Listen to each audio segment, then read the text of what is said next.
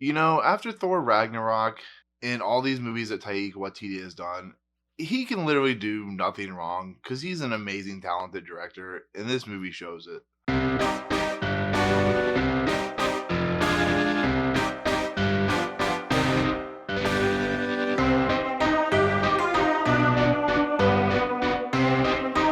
What's up, guys, and welcome to Movie Emporium's movie review of JoJo Rabbit, the newest film from director Taika Waititi. He also stars in the movie. It also stars Roman Griffin Davis, Thomasin McKenzie, Scarlett Johansson, Sam Rockwell, Alfie Allen, Rebel Wilson, Stephen Merchant, and introducing as well Archie Yates. So when I heard about JoJo Rabbit, I thought the movie was gonna be absurd. I'm like, this movie is going to be very controversial. It's going to, get a lot of people upset because it deals with a kid who has an imaginary friend who is Hitler, of course. And so I just figured this movie was just going to be all kinds of controversial. But what this movie is doing and what this movie is saying is so much more than that controversy. This is a movie about a kid who's kind of like a brainwashed kid in this essence of he lives in Germany and he is, in essence, a supporter of Hitler. It's a very about culturalism and about, nationalism, about being proud of your country. And these people live in Germany. So, of course, the kid's going to be all over Hitler. Hitler's a rock star. People love him. And it shows at the very beginning in Beatles style fashion that he is a rock star. The thing is about this movie that I knew from the trailers, but didn't really kind of see coming is this movie is more than that nationalism. It's more than the idea of who you love and who your stars and who your idols are. It's a movie about humanism. It's a movie about people who don't see eye to eye, who think different things, and in the end, they see eye to eye. They realize they're the same people, Jewish people and German people and Japanese people and American people, Russian, so on and so forth. It's a movie about cultures and how cultures affect the ideas and ideologies of people. You can go back to centuries and upon centuries about just how the human condition works and how it reacts to certain scenarios. And that's exactly what's happening to Roman David Griffin's character, JoJo. He's a kid who is very for the Nazi regime. He wants to be a Nazi. He wants to fight the enemies.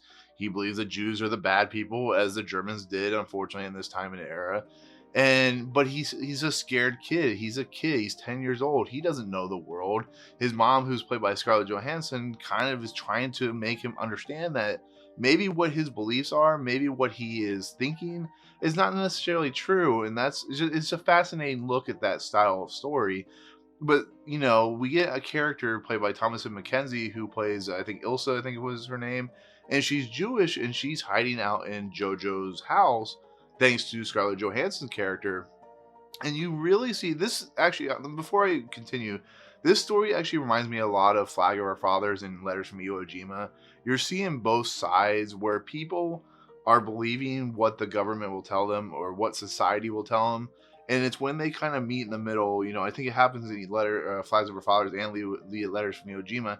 You see people who are connected in the idea that maybe war isn't the right thing, that maybe the problems are more than the two sides. And that's the same thing that's happening here between Ilsa and Jojo, is they're finally starting to see the ideas and ideologies that, maybe Jewish people aren't bad, maybe some German people aren't bad, not all Japanese people are bad, not all Americans are bad. It's a story about, like I said, the human condition. But I really just love this movie. I love what it's doing. I love the fact that Jojo has to be shown, has to be told about what is a Jewish person, about how it affects the ideas. Let's say this role was reversed with Jojo and Ilsa was the German, and so on and so forth. You really feel the uncomfortableness of what he is believing.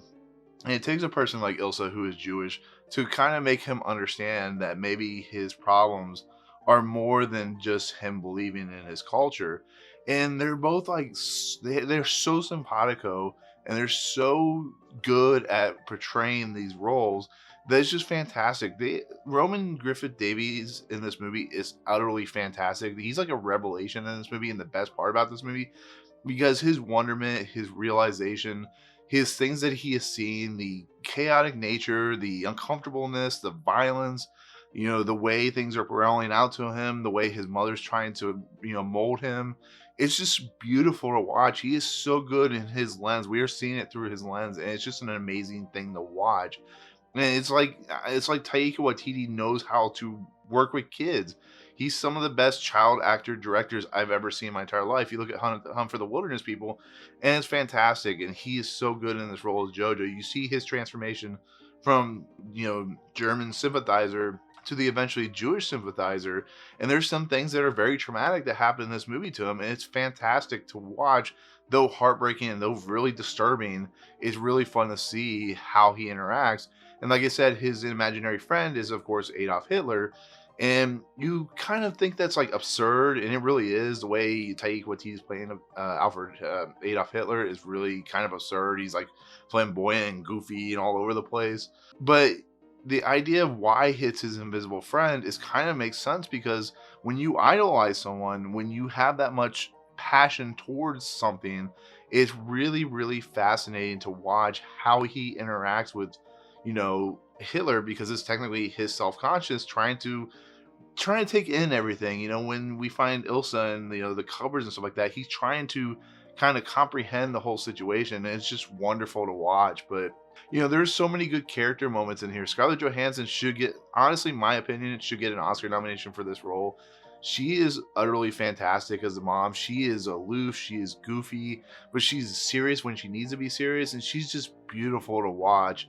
And this is some of the best acting that I've ever seen Scarlett Johansson do. Even better than maybe Lost in Translation, because she is just, you really feel her as a mother, but you can kind of see the underlying factors of who she is and what she is doing, which is a good person. She's doing what Tom Cruise did in Valkyrie, where she's actually trying to change something. She's trying to protect her son, and it's just a beautiful role, and she's really fantastic. And then you have Sam Rockwell and Alfie Allen, who are playing Nazi people, but they're kind of like disgraced people. And when you find out why that is, it's really fascinating to watch. In essence, of just how goofy they are and what kind of characters they are, but they are still fantastic. I think Alfie Allen's one of the expand out characters in this movie, just because of how funny he is, how his mannerisms. He doesn't really talk in the movie, but it's really, really funny. And Sam Rockwell is just Sam Rockwell. He's a great character actor. He's really coming to his own in the last 20 years, and it's a fun role to see.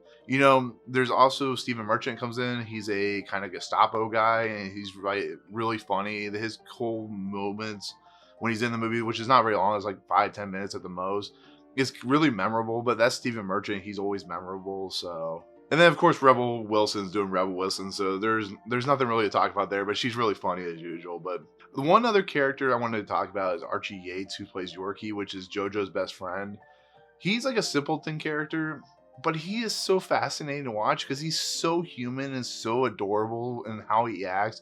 Yeah, he's like sympathizing with the Nazis like JoJo's doing, but to see his character arc, he's a kind of like the goofy, like over the top character arc that you see in movies, but he's so much fun. He's like also another revelation of just fun, kind of like Josh Gad in a way, but more just simple and more just like doe-eyed. And it's just funny to see when he's in the scenes that he's in. He has a lot of great funny moments and so on and so forth. So I just want to give him a lot of credit. But the overall movie is just, it's so emotional, and everything it's trying to do. You're laughing uncomfortably a lot of times because of the nature of what this film is set in. But you also get those dramatic moments. You also get those emotional moments when, the JoJo character has to deal with the situations of, World War II. It's just, it's so emotionally draining. It's more than I was ever expecting from, Taika Waititi. It almost feels like a Wes Anderson movie wrapped in like a Life is Beautiful type movie, which I know a lot of people don't like Life is Beautiful, but it has that feel, and it has also the feel of Wes Anderson in the fact of just how he shoots and how he lights and how he moves with the camera and stuff like that. But yeah, I mean, this movie is just, it's wonderful. It's disturbing when it needs to be, but it's hilarious when it needs to be, and it's absurd. And I give a lot of credit for having the balls that Taika Waititi has in this movie, because only him and maybe a few other people would do this, because the subject matter and the idea of what is going on in World War II Nazi Germany is very, very disturbing and graphic and uncomfortable, but he somehow makes it work. And it's going to go up in one of my favorites of the year, at least at this moment, because there are a lot of movies coming out that I haven't seen yet. But yeah, that's my take on Jojo Rabbit. It's definitely a recommend. There's some really cool songs that they've from like the Beatles and David Bowie, I think it was, where they turned it into like the German version. And the way he shot and everything's about it is just amazing. It leaves you in tears as well as laughing. So, but yeah, that's it. That's my take on Jojo Rabbit. Let me know in the comments below if you've seen the movie. Let me know what you think about it. Also, hit the subscribe button, join Movie Emporium, hit the notification bell at the top to find out what's coming next. Of course, comment below on any videos you watch on my channel. Otherwise, I'll see you guys on the next video. Peace out.